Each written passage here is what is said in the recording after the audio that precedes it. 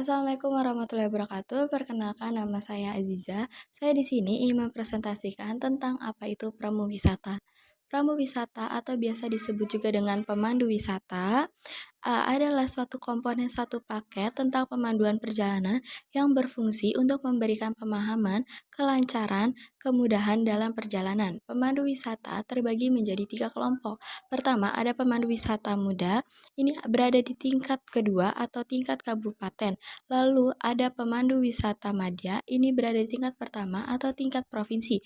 Lalu ada pengatur wisata atau tour leader, ini sudah berada di banyak tingkatan bahkan sudah di luar negeri. Lalu ada pemahaman tipe pemandu wisata. Pertama, ada on-site guiding. Ini adalah pemandu di tempat. Adalah orang yang memberikan pemahaman tentang suatu tempat seperti museum, candi, pura, dan lain-lain. Lalu ada city sightseeing, adalah pemandu di perjalanan. Pemandu yang mengatur segala aktivitas selama perjalanan berlangsung.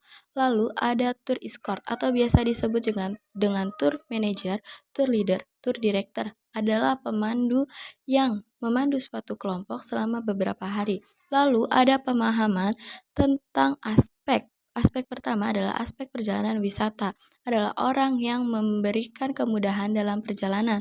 Lalu aspek wisatawan, orang yang membimbing wisatawan dengan pengetahuan yang luas. Lalu ada aspek pemandu wisata.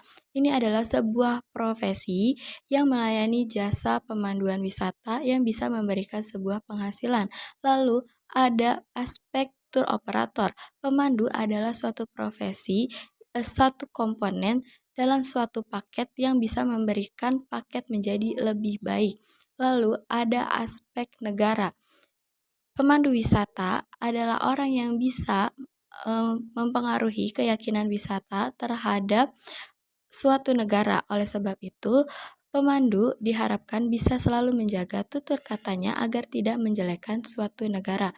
Lalu ada pemahaman tentang berdasarkan analisis pekerjaan pada pengarahan wisata. Yang pertama, ada pengarahan perjalanan secara geografi. Orang yang mengarahkan perjalanan yang akan dilalui selama berwisata secara rinci berdasarkan geografi. Lalu yang kedua ada mentor.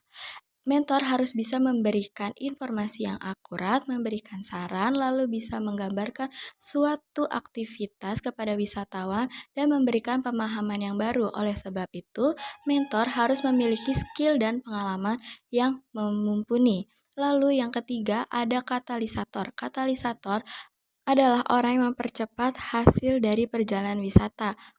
Lalu yang keempat ada mediator, adalah orang yang menjelaskan tentang suatu tempat seperti ada apa saja di sana, ada siapa saja di sana, tempatnya bagaimana, jalannya bagaimana.